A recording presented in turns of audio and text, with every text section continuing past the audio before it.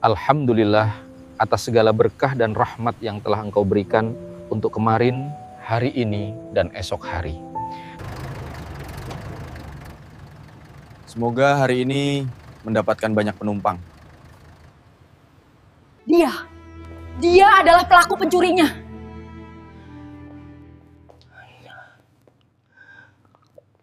Ibu, Bu, Andi di sini. Ibu jangan takut ya. Semua akan baik-baik saja. Dasar udah miskin jadi pencuri. Pergi kamu.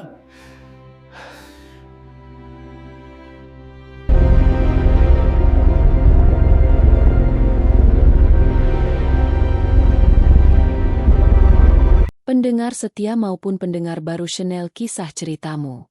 Malam itu, sebuah pintu kontrakan digedor keras. Seorang ibu terbaring lemah, napasnya putus-putus, sementara anaknya berdiri gemetar menahan fitnah yang siap menghancurkan hidupnya. Di luar, kamera merekam, mulut-mulut jahat menuduh, dan sebuah nama besar sedang diseret ke jurang skandal yang dipasang rapi. Satu langkah salah, semuanya bisa runtuh dalam sekejap. Kehormatan hilang, dan harapan tinggal serpihan.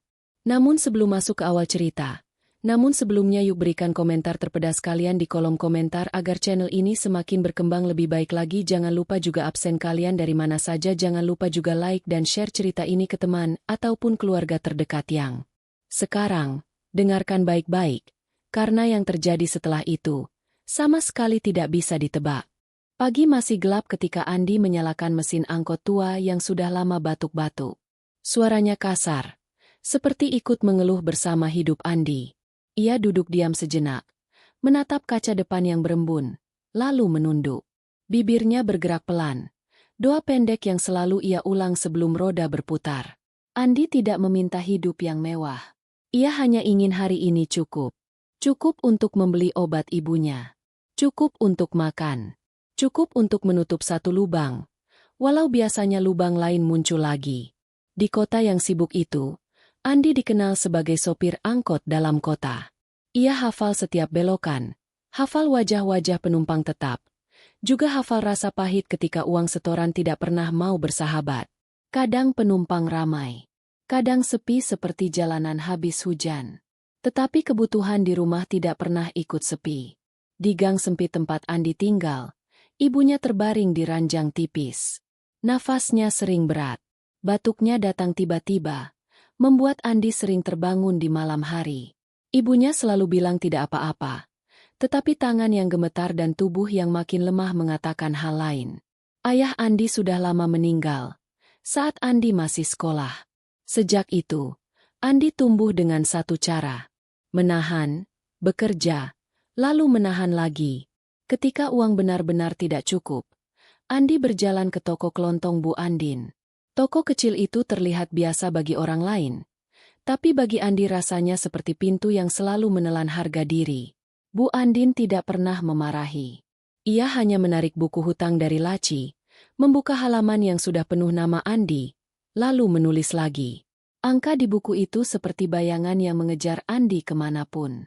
Setiap kali Andi mengambil beras, telur, atau obat, ia merasa ada mata yang menatap dari balik kertas. Bukan mata orang, tapi mata keadaan. Namun ada satu hal yang tidak ikut miskin dalam diri Andi. Iman dan kebiasaan baik yang ia jaga diam-diam. Andi sholat 5 waktu tepat waktu. Jika adzan terdengar, ia mencari tempat untuk menepi. Kadang di musala kecil dekat terminal, kadang di sudut yang sepi. Kadang hanya di lantai bersih yang ia cari dengan sungguh-sungguh. Malam hari, saat kota sudah mulai tenang, Andi sering bangun. Ia sholat dan berdoa lama, menahan air mata agar tidak terdengar ibunya. Ia tidak bercerita kepada siapapun. Ia hanya bicara pada Allah. Suatu siang, Andi berhenti di terminal, menunggu penumpang. Panas menempel di kulit, debu melekat di baju. Saat itu matanya menangkap selembar pengumuman kecil yang menempel miring. Dibutuhkan sopir pribadi. Gaji tetap. Tempat tinggal disediakan. Andi membaca pelan. Lalu membaca lagi. Dadanya berdebar. Tangannya bahkan sempat gemetar. Ia seperti melihat pintu keluar dari lorong gelap. Walau ia takut pintu itu bukan untuk orang seperti dirinya. Sore itu juga Andi pulang lebih cepat. Ia menatap ibunya yang sedang tertidur, lalu menyiapkan baju paling rapi yang ia punya. Keesokan harinya, ia pergi ke alamat yang tertera. Kawasan elit itu seperti dunia lain. Jalannya halus, rumah-rumahnya besar, pohonnya tertata. Di depan sebuah gerbang tinggi, Andi menelan ludah. Ia menekan bel, lalu menunggu dengan perasaan campur aduk. Pintu terbuka. Andi dipersilakan masuk. Di ruang tamu yang luas, ia bertemu Rika. Rika seorang janda muda. Wajahnya cantik, tapi tidak lembut. Tatapannya tajam dan tenang, seperti orang yang terbiasa mengendalikan keadaan. Namanya dikenal banyak orang karena ia adalah CEO perusahaan teknologi ternama. Orang-orang menyebutnya wanita hebat, wanita dingin, wanita yang tidak bisa disentuh masalah. Namun saat Rika memandang Andi menangkap sesuatu yang tidak ada di berita. Ada lelah yang disembunyikan rapi. Wawancara berjalan singkat. Rika bertanya seperlunya. Andi menjawab jujur. Ia tidak menjual cerita sedihnya, tidak pula berusaha terlihat hebat. Ia hanya menjelaskan apa yang bisa ia lakukan, dan apa yang tidak akan ia lakukan. Ia bicara pelan, tetapi tegas. Ada hening beberapa detik. Andi merasa detik itu panjang. Lalu Rika mengangguk. Andi diterima. Hari itu, Andi pulang dengan langkah yang berbeda. Bukan langkah orang kaya, tapi langkah orang yang untuk pertama kalinya melihat cahaya di ujung hari. Ia masih sopir, tapi sekarang mengendarai mobil yang bersih dan wangi. Ia memakai seragam rapi. Ia memasuki rumah mewah, lalu menunduk sopan seperti biasa. Tidak ada gaya, tidak ada sombong. Hari-hari berikutnya, Andi mengantar Rika ke kantor, ke rapat, ke pertemuan penting. Rika jarang bicara di mobil. Teleponnya sering berdering. Matanya sering menatap layar, seperti sedang memegang beban yang tidak boleh jatuh. Rika mulai memperhatikan kebiasaan Andi. Setiap kali adzan terdengar, Andi meminta izin menepi sebentar. Rika mengangguk tanpa bertanya. Namun setiap kali Andi kembali ke mobil, wajahnya seperti lebih tenang. Seolah ada sesuatu yang ia titipkan, lalu kembali dengan hati yang lebih ringan. Sampai suatu sore, Rika keluar dari kantor dengan langkah cepat. Wajahnya tegang, matanya merah tertahan, tangannya menggenggam ponsel sangat kuat. Ia masuk mobil tanpa salam, lalu menyandarkan kepala sebentar, seakan napasnya sulit diatur. Perjalanan pulang terasa berat. Udara di mobil seperti penuh, walau tidak ada yang bicara. Andi melihat dari kaca spion. Ia tidak berani menanyakan apa yang terjadi. Tapi ia juga tidak sanggup membiarkan sunyi itu menelan Rika. Dengan suara pelan, Andi memberi kalimat sederhana tentang sabar, tentang tenang, tentang takdir yang selalu ada maksudnya. Ia menyebut Allah dengan cara yang membuat kata itu terasa dekat, bukan menekan. Lalu Andi menawarkan singgah. Ia mengajak Rika ke taman bunga di pinggiran kota. Tempat yang pernah menjadi obat sedihnya saat kecil. Di taman itu, warna bunga menyambut senja. Angin bergerak pelan. Andi bercerita tentang ayahnya, tentang ibunya, tentang buku hutang di toko Bu Andin, tentang hidup yang sering membuatnya ingin menyerah, tetapi selalu ia tahan karena Allah. Rika mendengarkan tanpa banyak gerak. Di wajahnya yang biasanya kuat, perlahan muncul tenang. Ia tidak mengatakan apa-apa, tapi dadanya terasa lebih lapang. Ada getaran kecil yang aneh, seperti sesuatu yang baru saja bangun di dalam hati. Di saat yang sama, jauh dari taman bunga itu, badai sedang menumpuk di tempat lain. Di kantor Rika, ada orang-orang yang tersenyum di depan, tapi menyimpan niat di belakang. Ada data rahasia yang mulai dicari celahnya. Ada angka-angka yang mulai digeser pelan-pelan. Ada pengkhianatan yang disiapkan dengan sangat rapi. Dan di rumah mewah itu, di antara para pekerja, ada tatapan yang mulai berubah setiap kali melihat Andi. Tatapan yang tidak suka, tatapan yang mencari salah, tatapan yang menunggu Andi terpeleset, walau Andi hanya berjalan lurus. Keesokan paginya, Rika datang ke meja kerjanya lebih awal dari biasanya. Wajahnya terlihat tenang, Tetapi matanya tidak lagi sama. Ada kewaspadaan yang tajam, seperti orang yang baru sadar bahwa lantai yang ia pijak ternyata retak. Di ruang rapat, beberapa orang kepercayaan sudah menunggu. Mereka tersenyum, menyapa hangat, bahkan ada yang menanyakan kabar. Rika membalas seperlunya. Ia memandangi mereka satu persatu, bukan dengan curiga yang berlebihan, tetapi dengan perasaan yang sulit dijelaskan. Seolah ada sesuatu yang tidak pas di antara kata-kata mereka.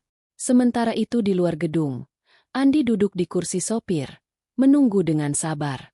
Ia membaca zikir pelan, lalu memeriksa jam. Setelah itu ia mengangkat tangan, berdoa singkat. Andi tidak tahu apa yang sedang terjadi di atas sana, tetapi ia merasakan udara hari itu berat. Dalam beberapa hari, masalah yang menumpuk mulai terlihat jelas. Laporan keuangan terasa aneh. Ada angka yang tidak cocok. Ada dana yang seharusnya masuk, tetapi jalurnya kabur. Di sisi lain, sebuah produk baru yang masih rahasia tiba-tiba seperti diketahui pihak lain. Beberapa langkah perusahaan selalu seperti didahului kompetitor. Rika tidak langsung meledak. Ia menahan. Ia mengumpulkan data. Ia meminta audit diam-diam. Ia memeriksa berkas satu persatu. Dan semakin ia memeriksa, semakin jelas bahwa ini bukan kebetulan. Ada orang dalam. Di malam hari, Rika pulang dengan tubuh lelah. Ia duduk di kursi belakang mobil, memandang jalan yang bergerak mundur di kaca. Andi tetap mengemudi dengan tenang, tidak banyak bicara, tetapi selalu peka pada suasana. Sampai suatu saat, ketika mobil berhenti di lampu merah, Rika menghela napas panjang. Napas yang terdengar seperti menahan amarah. Andi tidak menoleh. Ia hanya berkata pelan bahwa orang yang baik tidak selalu mudah jalannya, tetapi Allah melihat setiap langkah.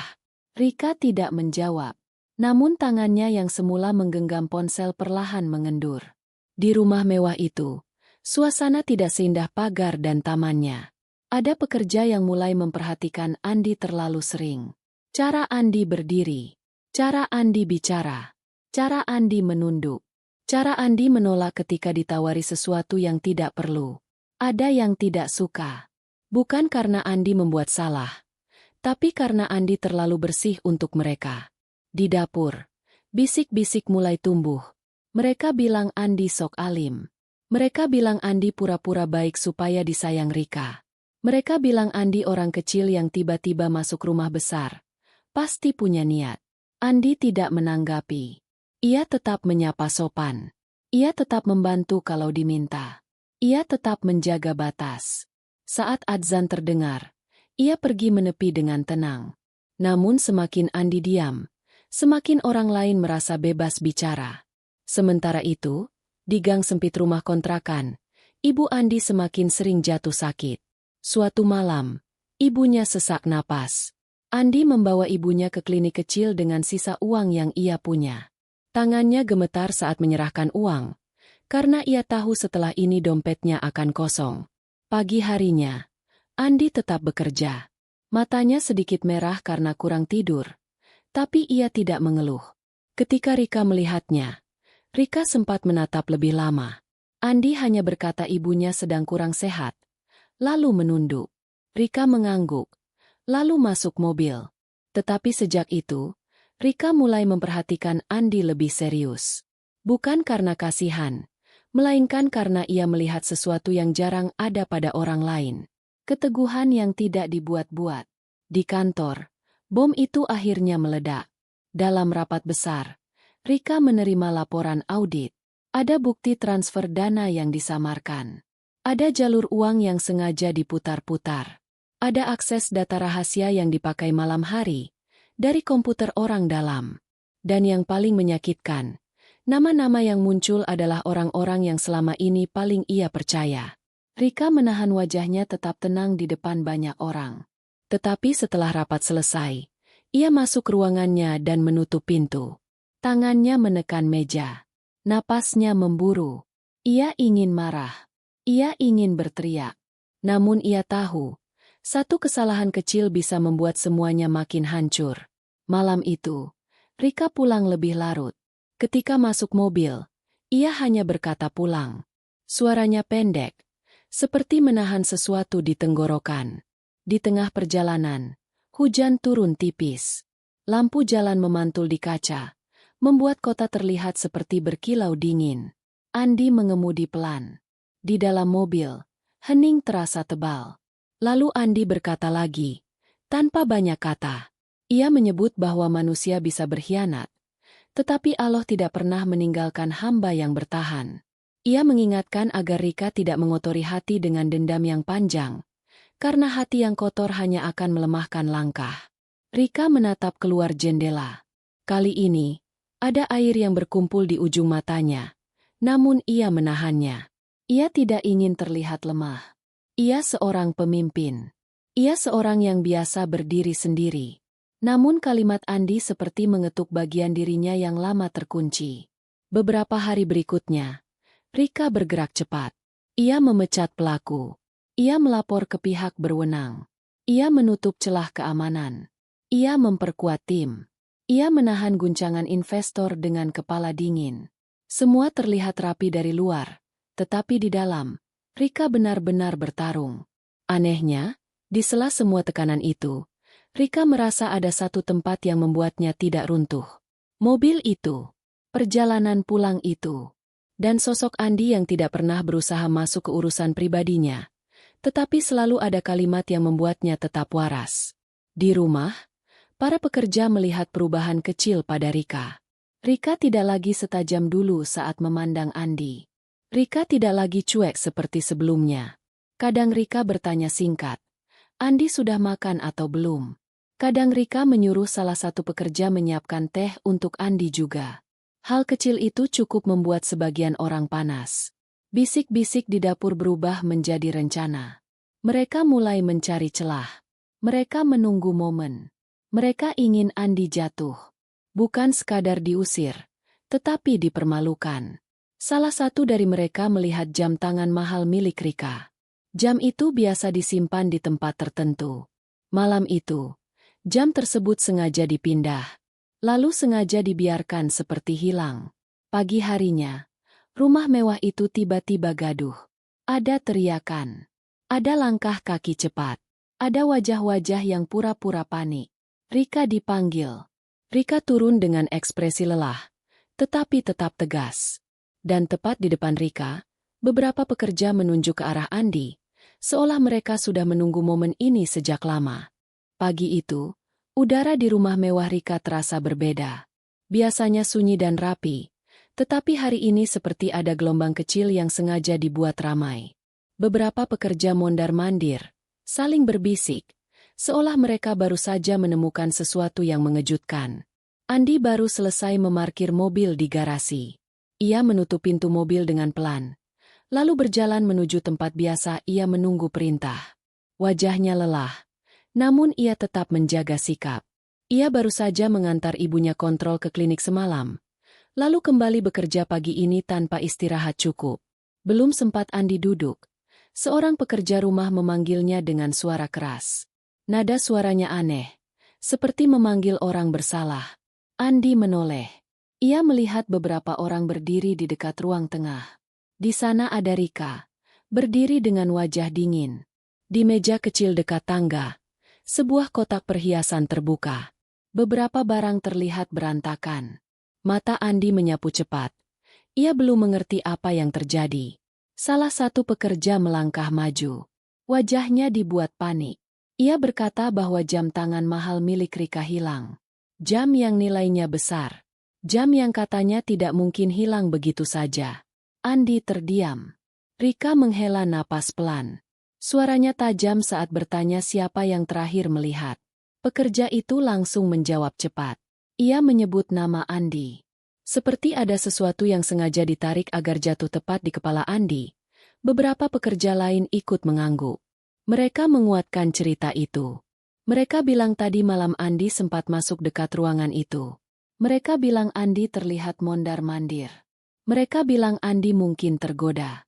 Andi menelan ludah. Ia mencoba mengingat. Ia memang sempat lewat, karena dipanggil untuk mengambil kunci cadangan mobil. Itu saja. Tidak lebih. Andi menjelaskan dengan tenang. Ia berkata ia tidak mengambil apa-apa. Ia bersumpah ia tidak menyentuh jam itu. Ia bahkan tidak tahu jam itu disimpan di mana. Namun suasana sudah terlanjur panas. Bisik-bisik yang sejak lama dipelihara akhirnya meledak. Kata-kata tajam mulai keluar. Ada yang menatap Andi seperti melihat pencuri. Ada yang tertawa kecil seolah sudah puas. Rika menatap Andi lama. Tatapannya tidak marah, tetapi seperti menahan sesuatu. Namun tekanan di sekelilingnya besar. Nama baiknya sedang rapuh karena masalah perusahaan. Ia tidak ingin ada masalah baru di rumahnya. Ia butuh semuanya cepat selesai. Salah satu pekerja berkata bahwa orang miskin biasanya mudah tergoda. Kalimat itu jatuh seperti batu ke dada Andi. Andi tidak membalas. Ia hanya menunduk, mencoba menahan panas di matanya. Rika akhirnya berkata, dengan suara yang tidak setenang biasanya, bahwa Andi harus pergi. Untuk sementara. Sampai jelas. Andi terdiam lagi. Kata-kata itu seperti menutup pintu yang selama ini baru sedikit terbuka dalam hidupnya. Andi mencoba bicara, tetapi suara lain memotong. Mereka menyuruhnya angkat kaki sekarang juga. Mereka tidak ingin orang seperti Andi tetap ada di rumah itu. Andi menatap Rika sekali lagi. Ia tidak memohon. Ia tidak berteriak. Ia hanya berkata bahwa ia tidak bersalah, dan Allah tahu kebenarannya. Lalu Andi berjalan menuju kamarnya kecil di area belakang. Ia mengemas barang seadanya. Baju 2-3 potong. Sandal. Dompet lusuh. Ia menahan napas agar tidak terlihat gemetar. Saat keluar, beberapa pekerja berdiri di lorong, seolah sengaja menjadi pagar manusia. Ada yang berbisik, ada yang menyindir, ada yang berkata Andi tidak pantas dekat-dekat Rika. Andi melangkah melewati mereka tanpa menatap. Di luar pagar besar, matahari terasa menyengat. Dunia seolah kembali menyambutnya dengan cara yang lama. Jalanan ramai, tetapi Andi merasa sendirian. Ia menatap ponselnya. Ada pesan dari klinik tentang jadwal kontrol ibunya. Ia menutup mata sebentar. Ia tidak punya banyak waktu untuk merasa hancur. Ia harus pulang. Ibunya menunggu. Obat masih dibutuhkan. Hutang masih menggantung. Di rumah kontrakan, ibunya memandangnya dengan wajah cemas. Andi tersenyum kecil, memaksa dirinya terlihat baik-baik saja. Ia tidak ingin ibunya ikut sakit karena beban pikirannya. Malam itu, Andi sholat lebih lama dari biasanya. Doanya lebih berat. Namun ia tetap tidak meminta balas dendam. Ia hanya meminta kebenaran ditunjukkan. Ia hanya meminta hatinya tetap kuat. Sementara itu, di rumah mewah, Rika duduk sendiri di ruang kerja kecilnya. Ia memandangi tangannya yang kosong. Ia mencoba meyakinkan diri bahwa keputusan tadi benar. Tetapi ada rasa tidak enak yang tidak mau pergi. Ada bayangan wajah Andi saat menunduk, dan kalimatnya yang singkat, Allah tahu kebenarannya. Keesokan harinya, Rika memerintahkan staf keamanan memeriksa semua sudut rumah. Ia meminta cek pintu, cek laci, cek tempat penyimpanan. Ia juga meminta membuka rekaman kamera. Saat layar kamera menyala, Rika menatap tajam. Ia melihat waktu demi waktu diputar ulang. Ia melihat lorong belakang. Ia melihat dapur. Ia melihat ruang tengah. Dan pada satu rekaman, Rika tiba-tiba membeku. Di layar itu, terlihat seseorang masuk perlahan. Tangan orang itu bergerak cepat. Kotak perhiasan dibuka. Jam tangan diambil. Lalu orang itu menutup kembali seolah tidak terjadi apa-apa. Wajah pelaku terlihat jelas. Bukan Andi. Rika merasakan dadanya seperti ditarik kuat. Tenggorokannya kering. Tangannya gemetar saat ia menghentikan video. Di luar ruangan, beberapa pekerja yang kemarin paling keras menuduh, masih berjalan santai seperti tidak terjadi apa-apa. Mereka tidak tahu bahwa permainan mereka baru saja terbongkar. Rika berdiri dengan langkah cepat. Wajahnya berubah. Matanya tajam. Tetapi kali ini bukan untuk Andi. Kali ini, untuk orang-orang yang sudah menginjak nama seorang sopir miskin sampai hancur. Dan pada saat yang sama, Andi sedang berjalan menuju terminal, berniat kembali mengemudi angkot, tanpa tahu bahwa satu video di rumah mewah itu bisa mengubah hidupnya sekali lagi. Pagi itu, Andi kembali duduk di bangku angkotnya. Suara mesin yang dulu ia hafal terasa seperti menyambutnya kembali. Tetapi kali ini tidak ada rasa lega. Hanya rasa kosong. Ia menarik napas panjang, menatap jalanan, lalu mencoba menyalakan semangat seperti biasa. Ia kembali ke titik awal, seolah beberapa minggu terakhir hanya mimpi. Padahal tidak. Seragam rapi itu nyata. Mobil mewah itu nyata. Dan penghinaan kemarin juga nyata. Andi menarik angkot pelan. Penumpang naik turun seperti biasa. Tetapi pikirannya masih tertinggal di rumah mewah itu. Ia tidak marah. Yang paling menyakitkan bukan tuduhan itu, melainkan tatapan orang-orang yang seolah sudah yakin ia pencuri hanya karena ia miskin. Sementara itu, di rumah Rika, suasana jauh lebih panas. Rika memanggil semua pekerja berkumpul di ruang tengah. Suaranya dingin, tetapi tegas. Tidak ada senyum. Tidak ada basa-basi. Ia memerintahkan staf keamanan memutar rekaman kamera di layar besar. Beberapa pekerja masih berani memasang wajah datar. Mereka mengira Rika hanya ingin memastikan. Mereka mengira semuanya akan berakhir seperti kemarin. Cepat, sederhana, lalu selesai. Namun ketika video diputar, wajah mereka mulai berubah. Tampak jelas seorang pekerja masuk pelan, membuka kotak, mengambil jam tangan, lalu menutupnya lagi. Gerakannya rapi, seperti sudah latihan. Dan yang paling membuat ruangan seperti kehilangan udara, pelaku itu menoleh sesaat ke arah kamera, memperlihatkan wajahnya tanpa sadar. Rika menghentikan video. Suasana hening beberapa detik. Hening yang menakutkan. Lalu Rika menatap satu orang. Orang yang selama ini paling keras menuduh Andi. Orang yang kemarin paling lantang mengusir. Wajah pekerja itu pucat. Rika bertanya singkat. Ia tidak berteriak. Ia hanya mengulang satu kalimat dengan nada rendah, menekan, dan membuat orang-orang sulit menelan ludah. Rika lalu memerintahkan mereka mengembalikan jam itu sekarang juga. Ia juga memerintahkan keamanan melaporkan perbuatan itu. Tidak ada negosiasi. Tidak ada maaf yang bisa membatalkan niat buruk mereka. Beberapa pekerja mencoba menangis. Beberapa mencoba berdalih. Ada yang berusaha menyalahkan orang lain. Ada yang mendadak mengatakan mereka hanya ikut-ikutan. Rika tidak peduli. Matanya bukan hanya marah. Matanya penuh rasa bersalah yang mulai membesar. Ia teringat wajah Andi ketika dipaksa pergi. Ia teringat caranya menunduk, menahan diri, dan berkata Allah tahu kebenarannya. Rika mengusir mereka dari rumah saat itu juga. Bukan hanya pelaku, tetapi juga orang-orang yang ikut menuduh tanpa bukti. Rumah itu kembali sunyi, tetapi kini sunyi yang tidak nyaman. Rika masuk ke ruang kerjanya. Ia duduk. Lalu untuk pertama kalinya setelah lama, ia menutup wajahnya dengan tangan. Napasnya berat. Bukan karena lelah kerja, tetapi karena rasa bersalah yang menusuk. Ia telah salah menilai orang. Ia membuka ponsel, mencari nomor Andi. Panggilan pertama tidak dijawab. Panggilan kedua juga tidak. Rika menatap layar, lalu menghela napas panjang. Ia sadar, Andi mungkin tidak ingin bicara. Mungkin Andi merasa sudah cukup dipermalukan. Namun Rika tidak bisa diam. Ia tidak bisa membiarkan nama Andi hancur karena kesalahan yang ia buat sendiri. Rika memutuskan keluar rumah. Ia memerintahkan sopir pengganti mengantar. Tetapi di tengah jalan ia meminta berhenti.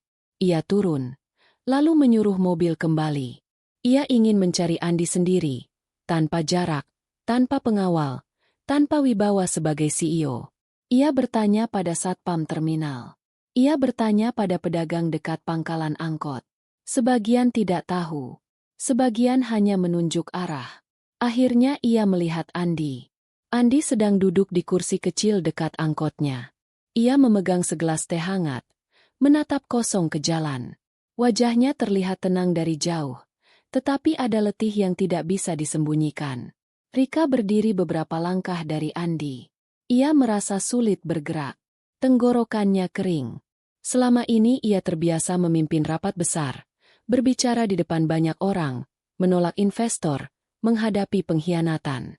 Tetapi menghadapi Andi, seorang sopir miskin yang baru saja ia usir, justru terasa jauh lebih berat. Rika melangkah mendekat. Andi menoleh. Matanya membeku beberapa detik. Ia segera berdiri, tetapi bukan untuk menyambut. Ia berdiri karena sopan. Karena kebiasaannya memang begitu. Rika memanggil namanya pelan. Andi menunduk sedikit. Ia tidak terlihat marah. Itu yang justru membuat Rika semakin sesak. Jika Andi marah, mungkin Rika merasa lebih mudah menerima. Tetapi Andi tampak seperti orang yang sudah menyerahkan semuanya kepada Allah. Rika berkata bahwa ia sudah melihat rekaman kamera. Ia berkata bahwa Andi tidak bersalah. Ia berkata bahwa ia datang untuk meminta maaf. Dan saat kata maaf itu keluar, sesuatu di dalam Rika seperti runtuh pelan. Ia menunduk. Tidak peduli orang-orang di sekitar melihatnya. Andi terdiam. Ia memandang Rika sebentar. Tidak ada senyum. Tidak ada juga raut puas. Ia hanya diam, seperti menimbang dalam hati. Rika melanjutkan. Ia ingin membersihkan nama Andi. Ia ingin Andi kembali bekerja. Ia ingin membayar semua yang Andi alami. Andi menarik napas panjang. Lalu ia berkata pelan bahwa ia tidak menyimpan dendam. Ia hanya ingin pulang dan menjaga ibunya. Ia berkata ia tidak ingin berada di tempat yang orang-orangnya sudah menilai tanpa bukti. Kalimat itu tidak kasar, tetapi menusuk. Rika menahan napas. Ia merasa seperti ditampar tanpa tangan. Rika lalu berkata satu hal yang membuat Andi akhirnya mengangkat kepala penuh. Rika menyebut bahwa ibunya Andi sakit, dan ia ingin membantu biaya pengobatan. Bukan sebagai ganti rugi, tetapi sebagai bentuk tanggung jawab karena ia sudah membuat Andi kembali ke titik nol. Andi menatap lama. Matanya berkedip pelan. Namun sebelum Andi bisa menjawab lebih jauh, ponsel Rika bergetar keras. Berkali-kali, panggilan masuk bertumpuk. Wajah Rika berubah seketika. Dari nada suaranya saat menerima telepon, Andi tahu sesuatu yang besar baru saja terjadi. Rika menutup panggilan, menatap Andi, lalu menoleh ke arah jalan seperti mencari udara. Suasana di sekitar terminal yang ramai tiba-tiba terasa sempit. Rika berkata pelan, ada masalah besar lagi di perusahaan. Lebih besar dari sebelumnya. Dan kali ini, jika ia salah langkah, semuanya bisa runtuh. Andi tidak berkata apa-apa, tetapi ia melihat tangan Rika gemetar. Dan di saat Rika berdiri di dekat angkot tua itu, seorang pria asing dari seberang jalan memperhatikan mereka. Tatapannya tajam. Ia tidak tersenyum. Ia seperti sedang memastikan sesuatu. Lalu pria itu mengangkat ponselnya, memotret Rika dan Andi dari jauh. Sekilas saja. Cepat. Diam-diam. Andi tidak melihat. Rika juga tidak. Namun foto itu, dalam hitungan jam, bisa menjadi api baru yang jauh lebih besar dari sekadar jam tangan hilang. Rika berdiri di tepi terminal dengan napas yang belum stabil. Suara klakson dan teriakan kernet terdengar di sekeliling, tetapi pikirannya sudah jauh melayang ke kantor. Panggilan tadi bukan panggilan biasa. Nada panik itu terlalu jelas. Andi melihat perubahan wajah Rika. Ia tidak menebak-nebak, tetapi ia paham satu hal. Badai belum selesai. Badai hanya berganti bentuk. Rika menatap Andi, lalu berkata pelan bahwa ia harus kembali ke kantor secepatnya. Ia sempat mengulurkan tangan seperti ingin mengatakan sesuatu lagi, tetapi kata-kata itu tertahan. Rika hanya mengangguk singkat, lalu berbalik pergi dengan langkah cepat. Andi memandang punggung Rika menjauh. Ia tidak mengejar. Ia tidak memanggil. Ia hanya berdiri sebentar, lalu duduk kembali di kursi kecilnya. Tangannya menggenggam gelas teh yang sudah tidak hangat. Dalam hatinya, Andi kembali menyerahkan semuanya kepada Allah. Di seberang jalan, pria asing yang tadi memotret sudah menghilang. Ia berjalan masuk ke mobilnya, menutup pintu, lalu membuka ponsel. Jarinya bergerak cepat. Foto Rika dan Andi dikirim. Bukan ke satu orang, tapi ke beberapa nomor. Tidak lama, foto itu muncul di sebuah grup kecil, lalu menyebar ke grup lain. Lalu muncul di akun gosip lokal yang suka memancing keramaian. Judulnya dibuat tajam, seolah semua orang sudah tahu ceritanya. Janda CEO cantik terlihat bersama sopir angkot di terminal. Tidak ada penjelasan. Tidak ada konteks. Hanya foto yang membuat orang bebas menebak. Di kantor, Rika baru sampai ketika suasana sudah seperti ruang perang. Tim keuangan sibuk. Tim hukum mondar-mandir. Beberapa orang berdebat di lorong. Ada layar besar menampilkan grafik turun.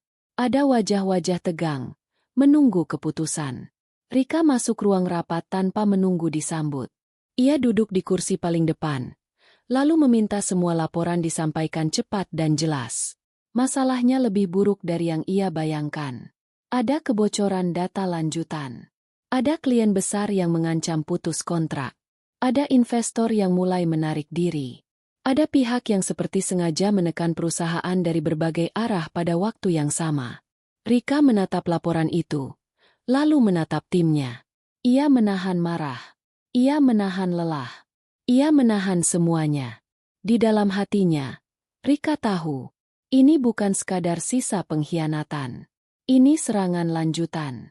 Terarah, terencana, dan pelakunya seolah tahu titik lemah perusahaan. Rika memerintahkan langkah darurat. Ia mengunci akses sistem. Ia memutus beberapa jalur kerja sama sementara. Ia mengumpulkan bukti untuk laporan hukum. Ia menyiapkan pernyataan resmi. Namun ketika ia baru ingin berdiri, asistennya mendekat dengan wajah lebih pucat dari tadi. Asisten itu menunjukkan layar ponsel. Foto itu. Rika membeku.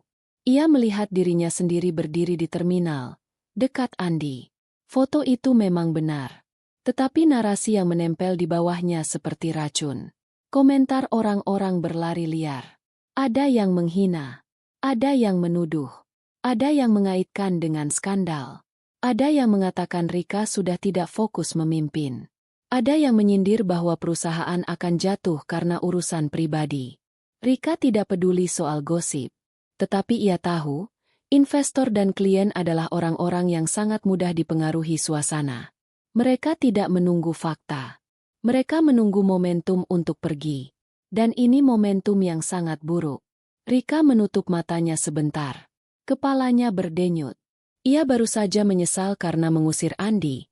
Dan sekarang Andi kembali terseret masalah yang lebih besar. Ia membuka mata lagi. Lalu menatap tim humas. Rika memerintahkan agar tim tidak membuat pernyataan gegabah. Ia ingin tahu siapa yang memotret. Ia ingin tahu siapa yang menyebarkan. Ia ingin tahu tujuan di balik ini. Karena Rika yakin, foto itu bukan kebetulan. Sementara itu, Andi tidak tahu apa-apa. Ia menarik angkot seperti biasa. Penumpang naik turun. Uang receh berpindah tangan. Tetapi beberapa orang mulai memandangnya aneh. Di salah satu halte, seorang penumpang naik sambil melirik tajam. Ia berbisik pada temannya. Temannya menatap Andi, lalu tertawa kecil. Andi tidak mengerti. Ia hanya fokus mengemudi. Ketika Andi berhenti di lampu merah, seorang anak muda mendekat, mengangkat ponsel ke arah Andi, lalu cepat-cepat pergi. Andi baru sadar ada yang tidak beres, tetapi ia tidak tahu dari mana asalnya. Menjelang sore, Andi pulang ke rumah kontrakan. Ibunya sedang duduk bersandar. Napasnya agak berat. Andi membantu ibunya minum obat, lalu menyiapkan makanan sederhana. Ia berusaha tenang, tetapi di luar rumah, beberapa tetangga mulai berbisik.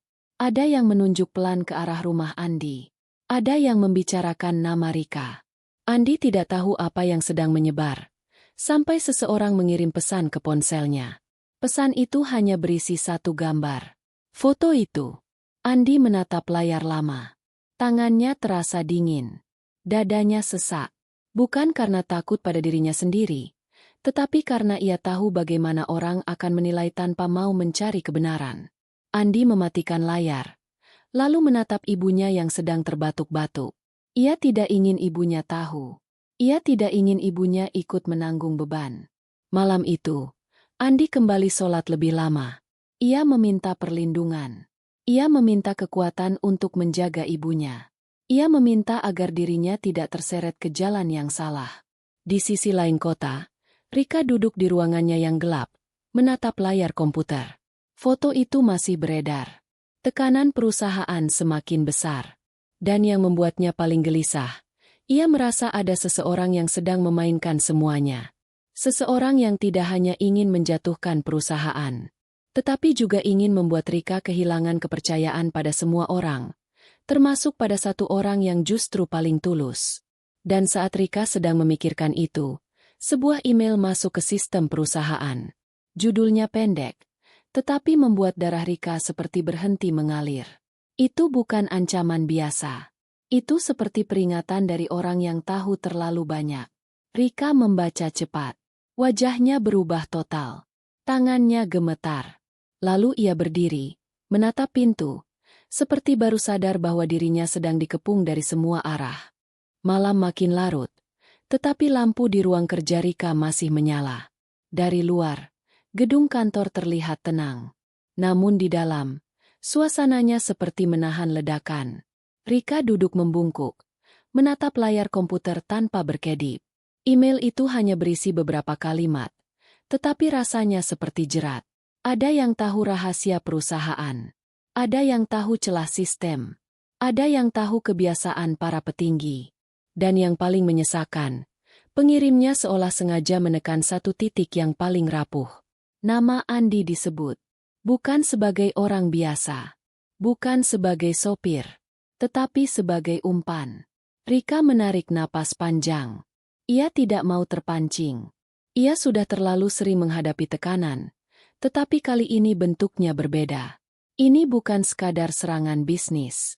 Ini serangan yang merusak dari dalam, lalu memancing kegaduhan dari luar. Rika memanggil kepala keamanan perusahaan. Ia memanggil tim teknologi. Ia memanggil tim hukum. Ia memerintahkan rapat darurat. Dalam rapat itu, Rika tidak banyak bicara. Ia hanya menunjukkan email tersebut, lalu bertanya satu hal. Siapa yang punya akses untuk mengirim pesan seperti ini? Dan siapa yang diuntungkan jika perusahaan jatuh? Tim teknologi memeriksa jejak email. Ada pengalihan alamat. Ada jalur yang sengaja dibuat berlapis.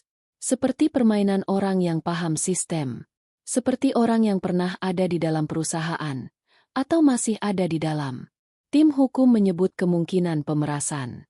Namun Rika tahu, ini lebih dari pemerasan. Ini seperti perang panjang. Investor sudah gelisah karena data bocor. Klien besar mengancam mundur. Media mulai mengangkat gosip. Dan sekarang, ada surat gelap yang membawa nama Andi. Rika menatap meja rapat, lalu berkata tegas. Mereka harus memotong semua jalur kebocoran. Mereka harus menemukan siapa yang bermain. Dan mereka harus bergerak cepat, sebelum perusahaan benar-benar runtuh. Saat rapat selesai, Rika tidak langsung pulang. Ia berdiri di depan jendela besar, menatap kota yang penuh lampu. Di bawah sana, ribuan orang tidur tanpa tahu bahwa di balik gedung ini, ada seseorang yang sedang menyusun langkah untuk menjatuhkan semuanya. Rika menggenggam ponsel, lalu menatap nomor Andi. Ia ingin memberitahu Andi. Ia ingin minta Andi hati-hati. Tetapi ia juga takut. Jika ia menghubungi Andi sekarang, bisa jadi itu justru membuka celah baru bagi orang yang mengintai. Rika menahan diri. Di tempat lain, Andi sudah pulang lebih awal.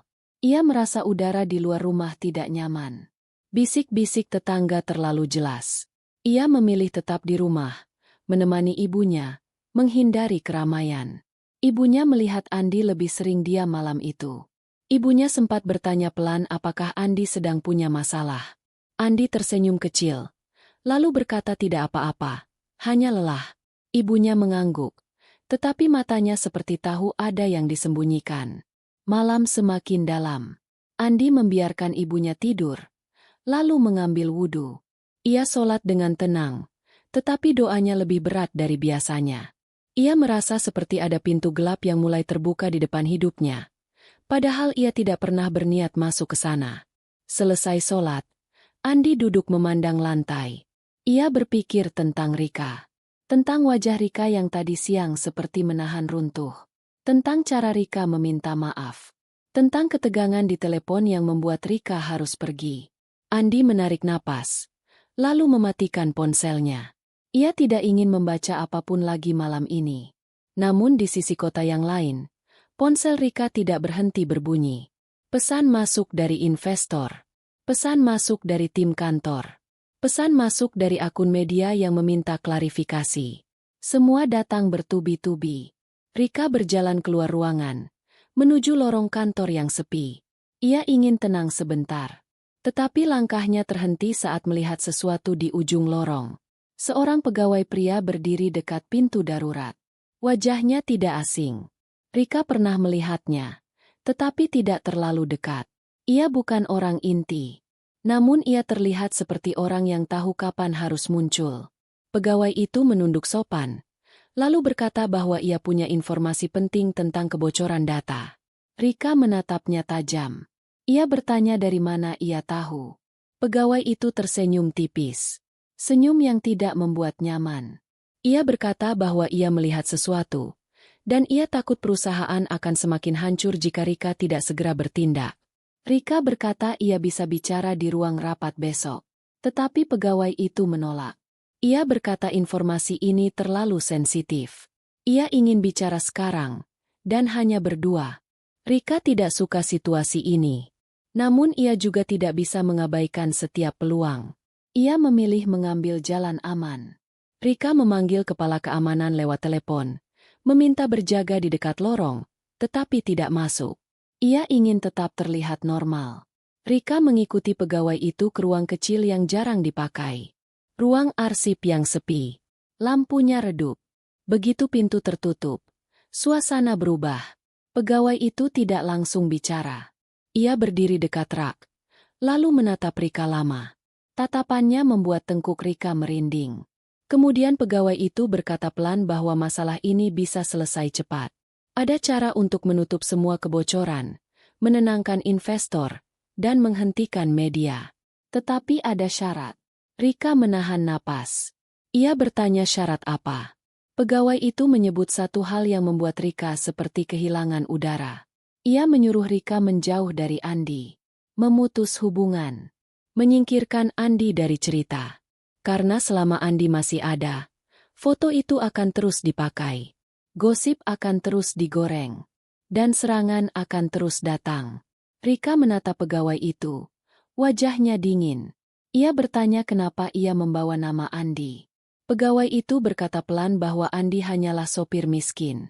Orang yang gampang dipakai untuk menjatuhkan reputasi. Dan jika Rika masih keras kepala, akan ada hal yang lebih buruk. Saat itu Rika sadar. Ini bukan pegawai biasa. Ini bagian dari permainan. Rika mundur setengah langkah, menjaga jarak. Ia menahan diri agar tidak terlihat panik. Tangannya meraba ponsel di saku, siap memencet panggilan. Namun sebelum Rika bergerak lebih jauh, pegawai itu melangkah cepat mendekat, menahan pintu, dan berkata dengan nada yang lebih tajam. Ia bilang ia punya bukti tambahan. Dan bukti itu bisa membuat Rika kehilangan kursi CEO dalam satu malam. Rika menatap wajahnya dengan mata dingin. Ia tidak menjawab. Ia hanya mengangkat dagu sedikit, lalu berkata bahwa jika ia punya bukti, silakan lapor secara resmi. Pegawai itu tertawa kecil. Lalu berkata, bukti resmi itu sudah dalam perjalanan ke media. Rika menggenggam ponselnya lebih kuat. Jantungnya berdebar. Tetapi wajahnya tetap tenang. Di luar ruangan, kepala keamanan yang berjaga mulai merasa ada yang tidak beres. Ia bergerak mendekat. Di dalam ruangan, pegawai itu semakin dekat. Rika semakin terpojok. Dan pada saat yang sama, di rumah kontrakan, Ibu Andi tiba-tiba sesak napas lebih parah dari biasanya. Andi panik, menggendong ibunya keluar, mencari bantuan, tanpa tahu bahwa pada malam yang sama, dua badai sedang bergerak cepat menuju satu titik yang sama. Andi berlari di gang sempit sambil menggendong ibunya. Nafasnya putus-putus. Tangannya gemetar menahan tubuh yang semakin lemah. Wajah ibunya pucat, bibirnya kering, dan dadanya naik turun dengan cepat. Andi memanggil beberapa tetangga, meminta bantuan. Ada yang keluar membawa air, ada yang memanggil ojek, ada yang membantu membuka jalan. Di klinik kecil, Andi duduk menunggu dengan mata yang tidak bisa tenang. Ia menatap pintu ruang periksa seperti menatap nasib. Ia merasa kecil. Ia merasa tidak punya apa-apa selain doa. Saat ia menggenggam tas kecil berisi berkas dan uang seadanya, ia sadar jumlahnya tidak cukup jika keadaan memburuk. Beberapa saat kemudian, dokter keluar dan memberi penjelasan singkat. Ibunya butuh perawatan lebih serius. Obat harus teratur. Kondisinya tidak bisa dibiarkan berulang seperti ini. Andi mengangguk, menahan sesak. Ia tahu sejak lama. Hanya saja, hidup sering memaksa orang menunda yang seharusnya segera. Andi membawa ibunya pulang saat malam sudah pekat. Ibunya tertidur lemah di kasur tipis. Andi menutupi tubuh ibunya dengan selimut, lalu duduk di lantai dekat ranjang. Ia memandang wajah ibunya lama, lalu menunduk, menahan air mata agar tidak jatuh.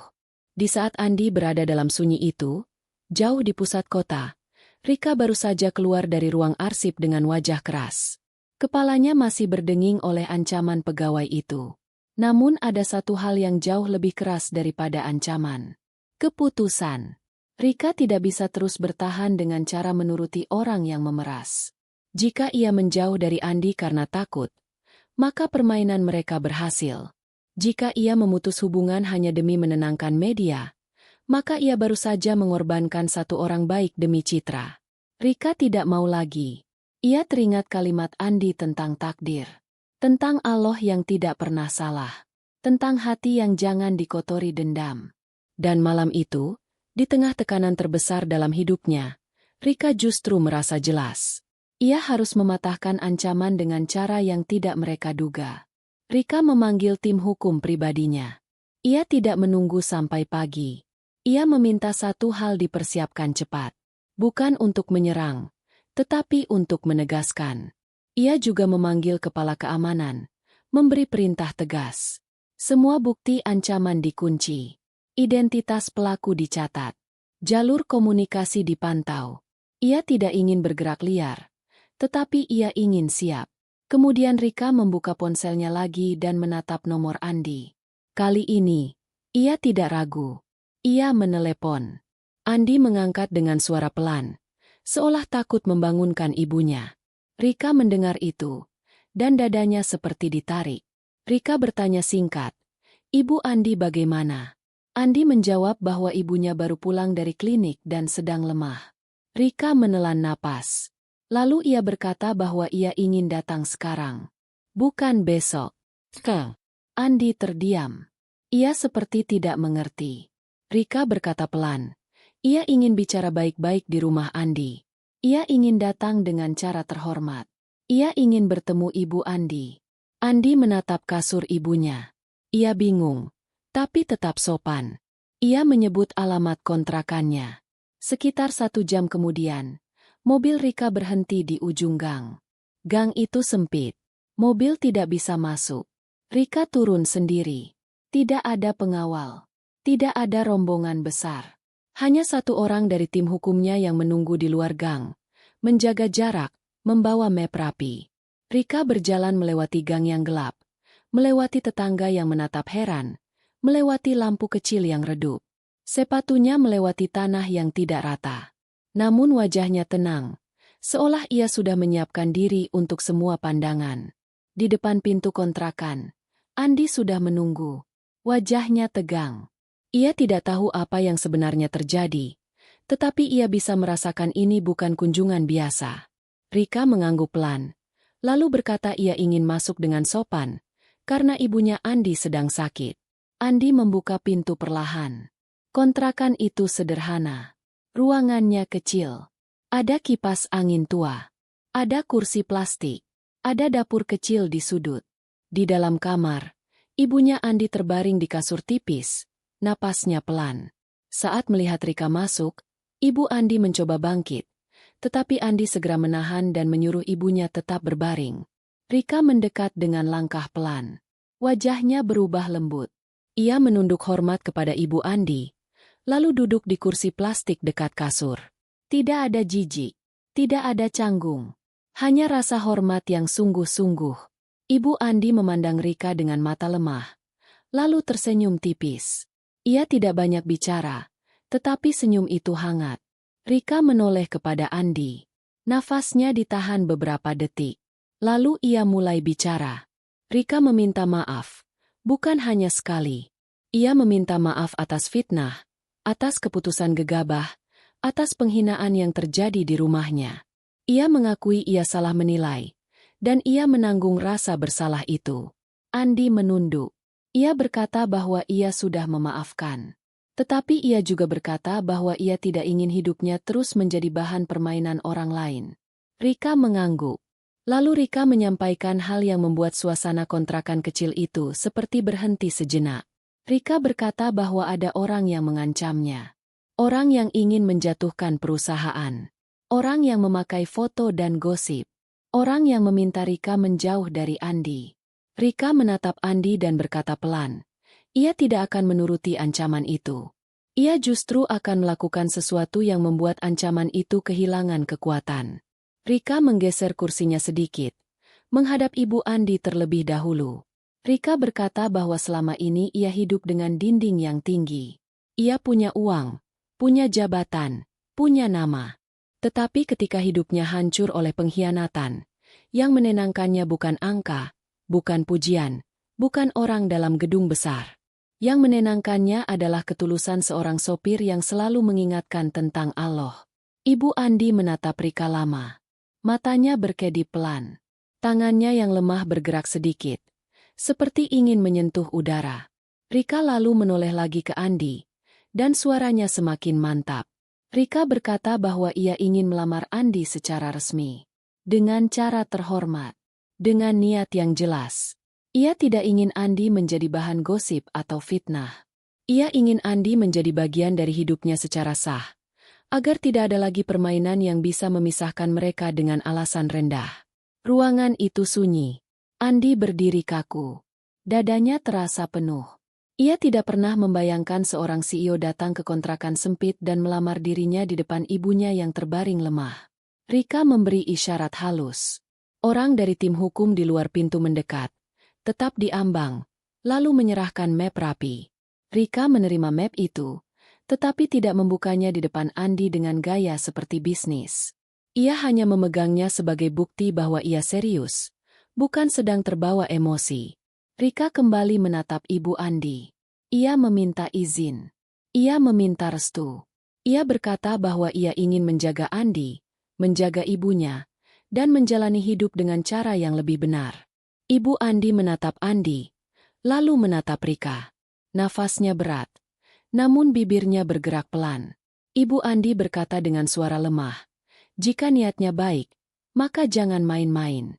Ia tidak punya harta untuk diberi. Ia hanya punya doa. Rika menunduk dan menjawab bahwa doa itu lebih mahal dari apapun.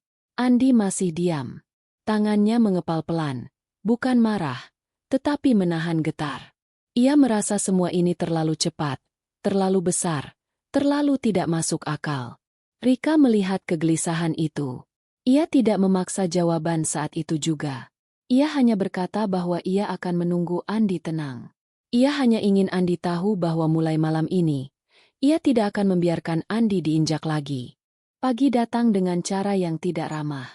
Langit cerah, tetapi suasana kota seperti penuh asap. Di ponsel banyak orang, foto Rika di depan kontrakan Andi menyebar lebih cepat daripada kabar apapun. Judulnya makin liar. Kata-katanya makin tajam. Ada yang menulis seolah Rika datang diam-diam untuk sesuatu yang memalukan. Ada yang menulis seolah Andi memanfaatkan keadaan. Ada yang menulis seolah semua ini bagian dari drama untuk menutupi masalah perusahaan. Tidak ada yang peduli pada kenyataan bahwa ibunya Andi sakit. Tidak ada yang peduli bahwa Rika datang dengan sopan. Dunia hanya suka potongan gambar, lalu menebak sepuasnya. Di kontrakan, Andi baru saja selesai menyiapkan air hangat untuk ibunya ketika ponselnya bergetar tanpa henti.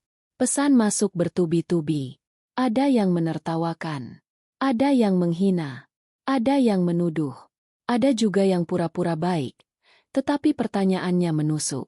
Andi mematikan ponsel. Ia tidak ingin ibunya mendengar nada pesan dan ikut gelisah. Ia memilih duduk di samping kasur, membenarkan selimut ibunya, lalu tersenyum kecil, seolah semuanya baik-baik saja. Ibunya memandang Andi. Tatapannya lembut, tetapi penuh rasa khawatir. Ibunya tidak bertanya banyak.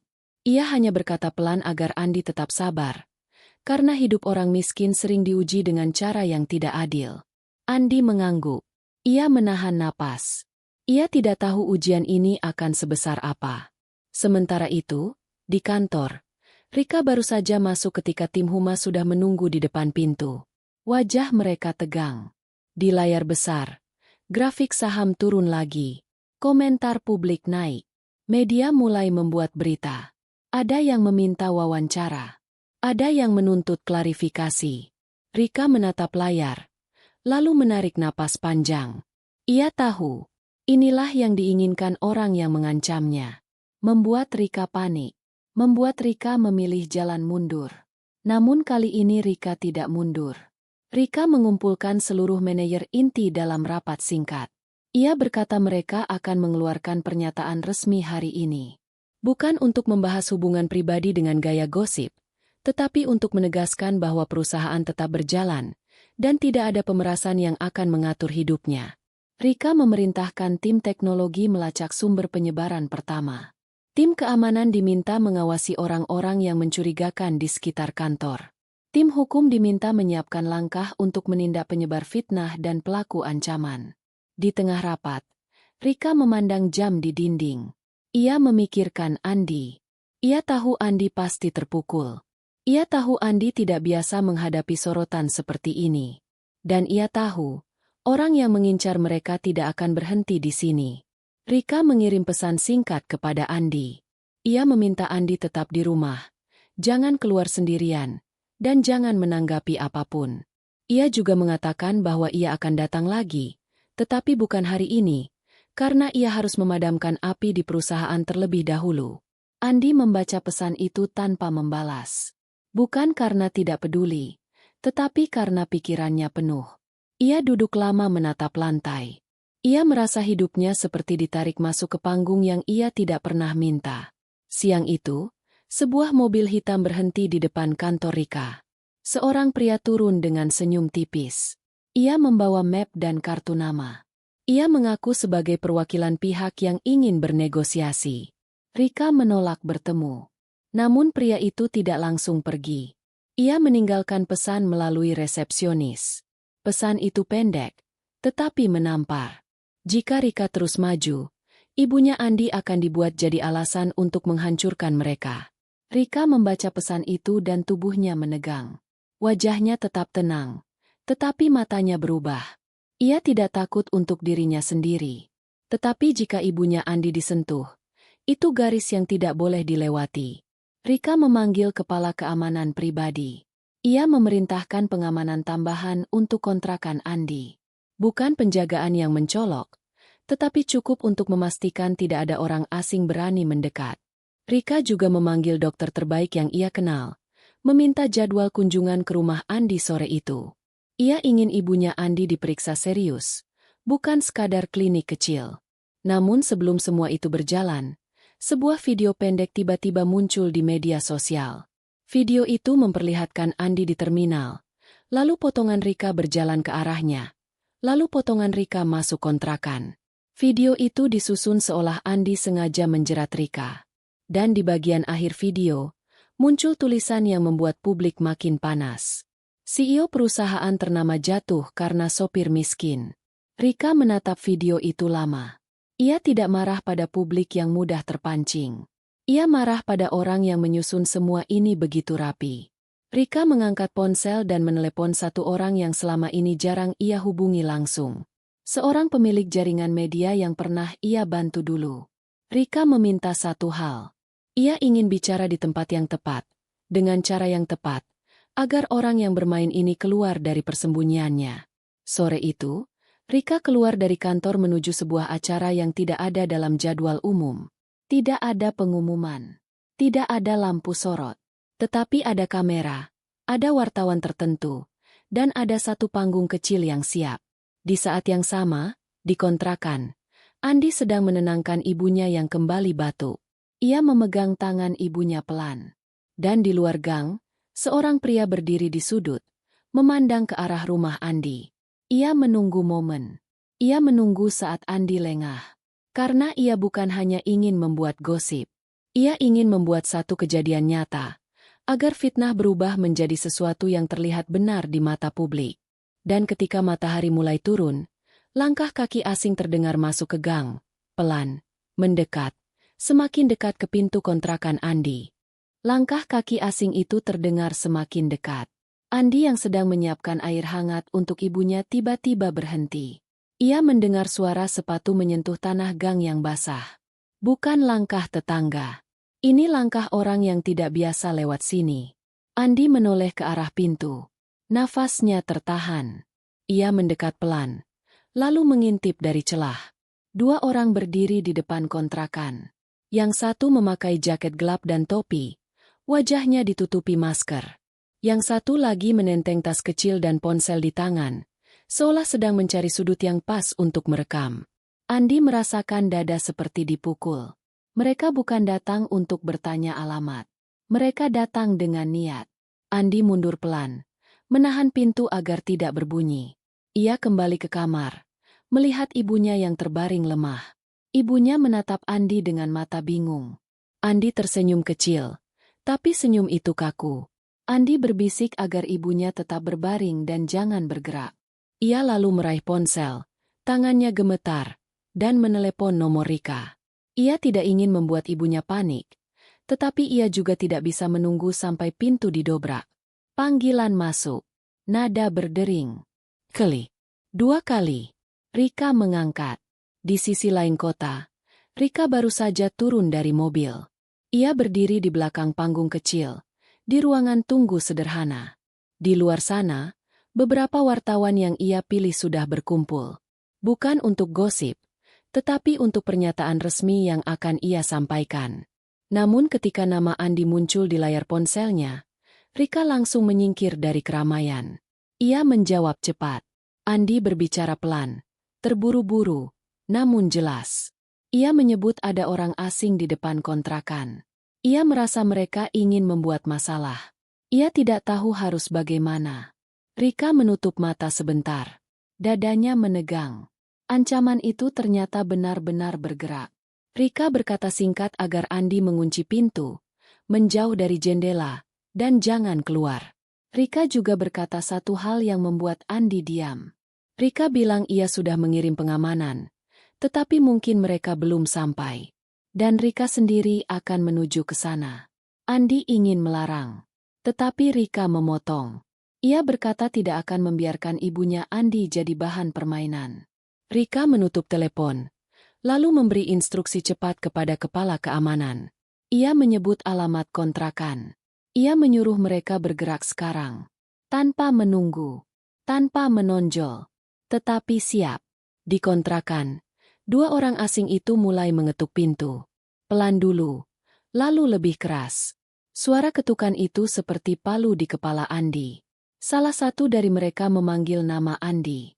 Andi tidak menjawab. Orang itu berkata mereka hanya ingin bicara. Tetapi nada suaranya tidak ramah.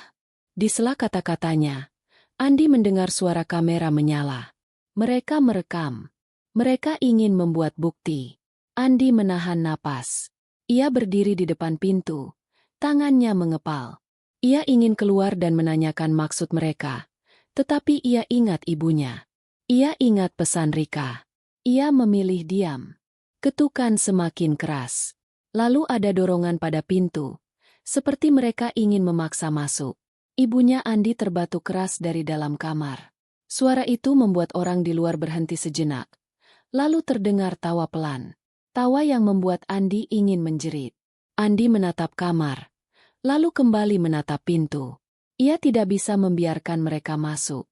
Ia mengambil kursi plastik, menahannya di belakang pintu sebagai pengganjal. Lalu ia mengambil tongkat kayu kecil yang biasa dipakai menggantung jemuran. Itu bukan senjata. Itu hanya alat. Tetapi di situasi seperti ini, Andi tidak punya pilihan selain siap. Di luar, orang asing itu berteriak, menuduh, memancing. Mereka menyebut nama Rika. Mereka menyebut uang. Mereka menyebut kata-kata kotor yang sengaja dibuat agar tetangga keluar dan melihat. Beberapa pintu kontrakan tetangga mulai terbuka sedikit. Ada yang mengintip. Ada yang berdiri di ujung gang.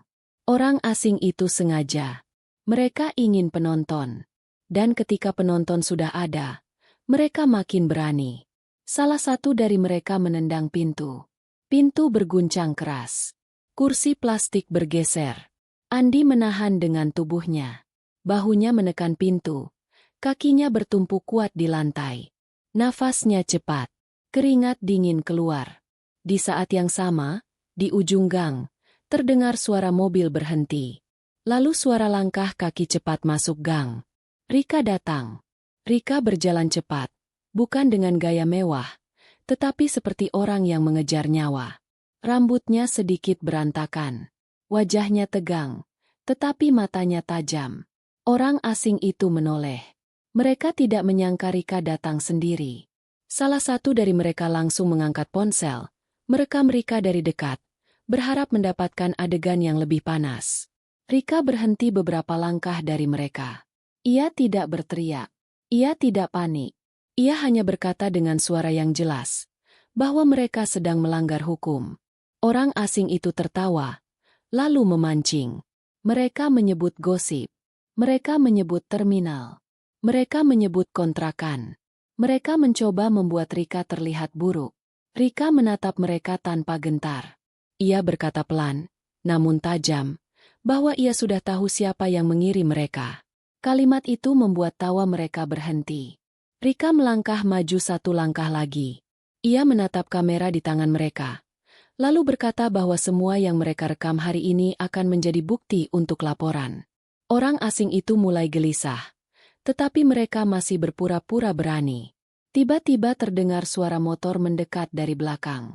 Lalu dua pria berpakaian biasa turun. Mereka bukan tetangga. Mereka bukan tukang ojek.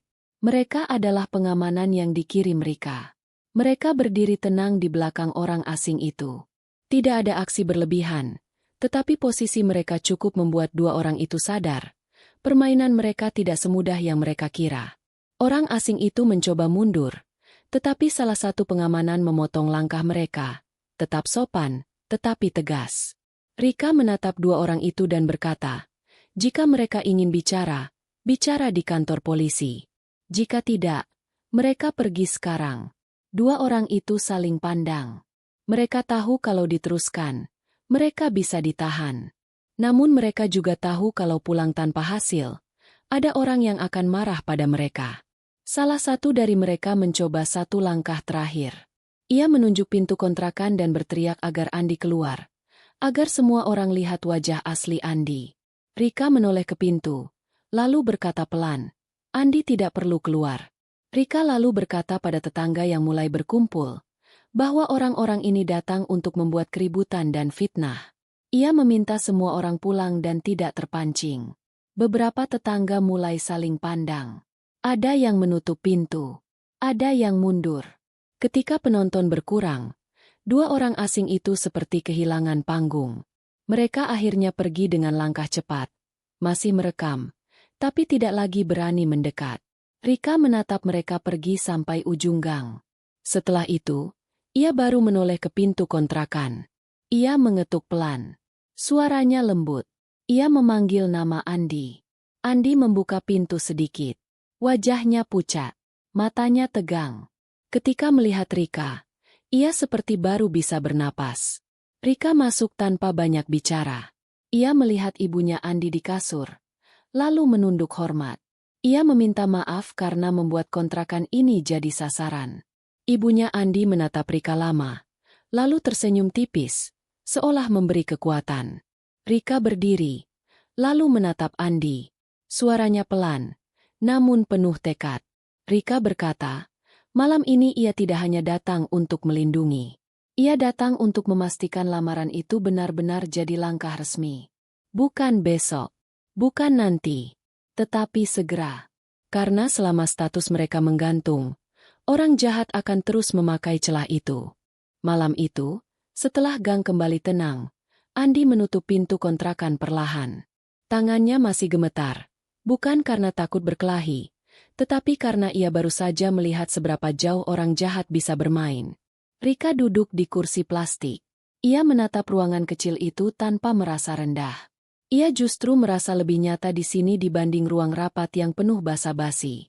Di depan mereka, Ibu Andi terbaring lemah, tetapi matanya masih hidup, masih menyimpan doa. Andi berdiri di dekat pintu kamar, menatap Rika dengan ragu yang tersisa.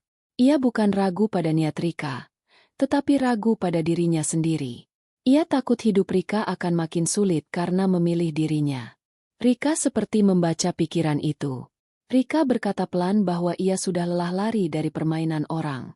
Ia ingin berhenti hidup dengan strategi yang hanya menyenangkan orang lain. Ia ingin memilih jalan yang benar, walau jalannya sempit. Andi menunduk. Ia mengingat semua yang terjadi. Dari angkot, dari hutang, dari fitnah. Sampai malam ini ketika pintu kontrakannya hampir didobrak. Andi lalu berkata pelan bahwa ia tidak punya banyak. Tidak punya rumah besar. Tidak punya nama besar. Ia hanya punya niat baik, kerja keras, dan iman yang ia jaga. Rika mengangguk. Rika berkata justru itu yang ia cari. Ketulusan. Bukan kemewahan. Ibu Andi menarik napas. Lalu memanggil Andi dengan suara yang lemah. Andi mendekat dan duduk di sisi kasur. Ibu Andi menggenggam tangan anaknya pelan. Tangannya dingin, tetapi genggamannya tegas. Ibu Andi berkata ia tidak ingin anaknya terus sendirian menanggung beban. Jika Rika datang dengan niat baik, maka jangan menunda yang bisa menyelamatkan banyak hati. Andi menatap ibunya.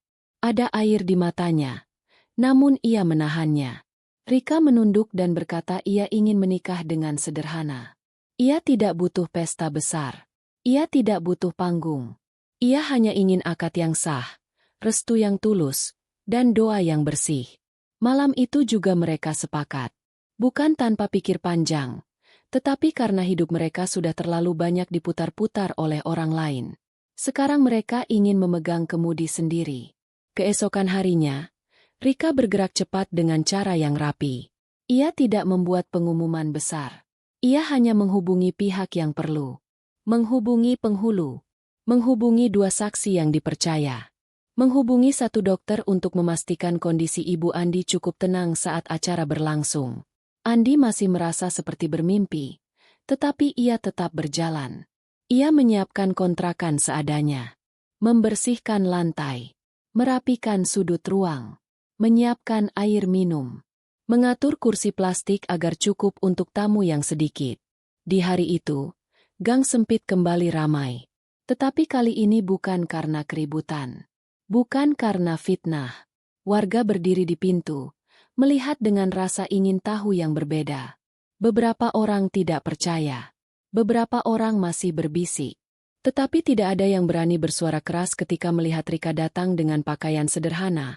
Tidak berlebihan, wajahnya tenang, dan langkahnya sopan. Tidak ada mobil mewah yang dipamerkan. Tidak ada rombongan besar.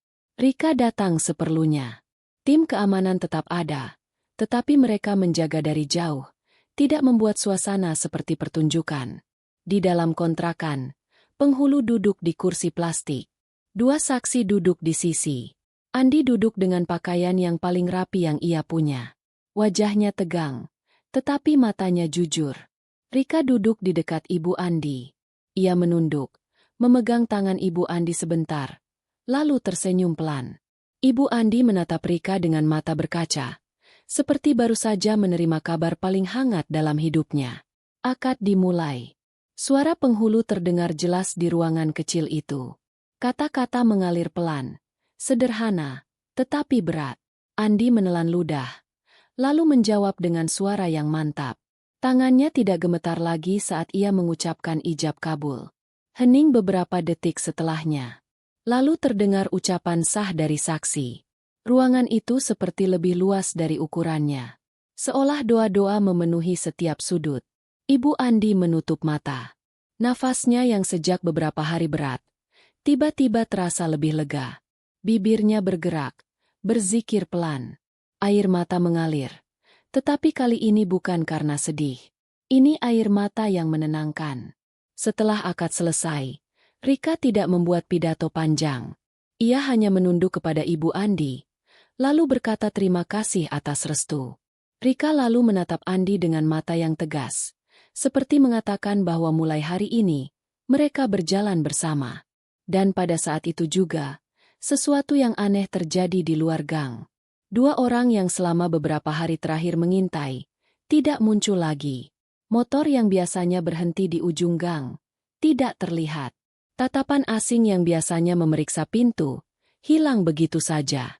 Ancaman itu seperti menguap. Bukan karena orang jahat tiba-tiba berubah baik, tetapi karena celah mereka tertutup. Foto yang mereka pakai untuk menggiring fitnah, kini tidak punya daya yang sama. Status yang menggantung, kini sah. Gosip yang dipelihara, kini berbalik menjadi kenyataan yang tidak bisa diputarbalikkan seenaknya. Rika juga bergerak cepat di kantor. Dengan tenang, ia merilis pernyataan resmi, singkat, jelas, dan tegas. Ia tidak menjelaskan detail pribadi.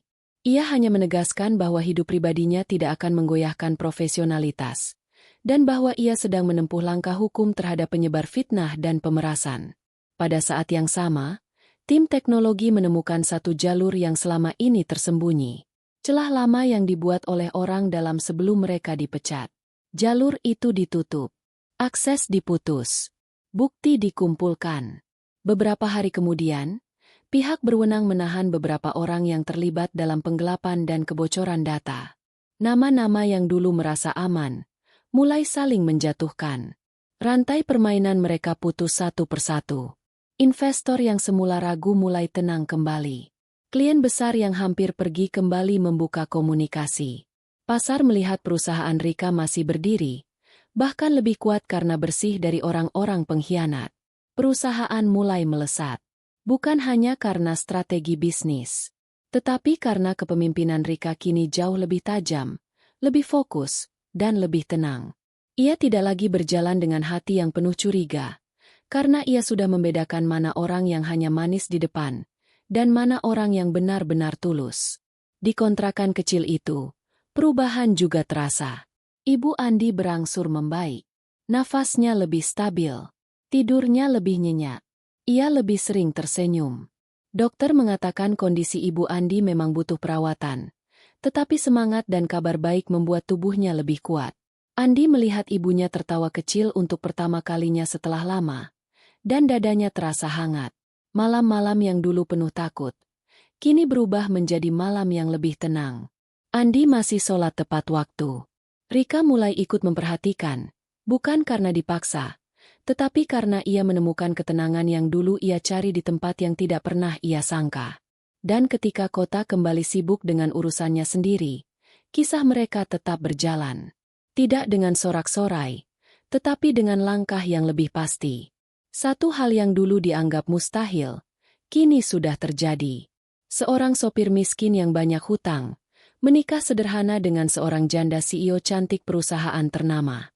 Dan para pemain kotor yang dulu merasa berkuasa, kini menghilang satu persatu, tanpa mampu menyentuh mereka lagi. Kisah Andi dan Rika mengajarkan bahwa ketulusan, kesabaran, dan iman bisa membuka jalan yang tidak pernah kita bayangkan. Saat manusia menuduh dan merendahkan, tetaplah tenang dan jaga hati, karena kebenaran akan muncul pada waktunya.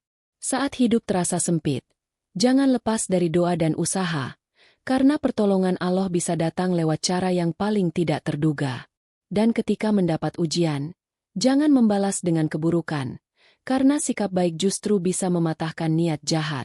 Cerita ini adalah fiktif, dibuat seperti nyata, agar kita bisa mengambil hikmah dan pelajaran baik di dalamnya. Terima kasih sudah mendengarkan sampai selesai. Jika kalian senang dengan ceritanya, silakan tulis komentar, tekan like, dan subscribe agar tidak ketinggalan cerita berikutnya.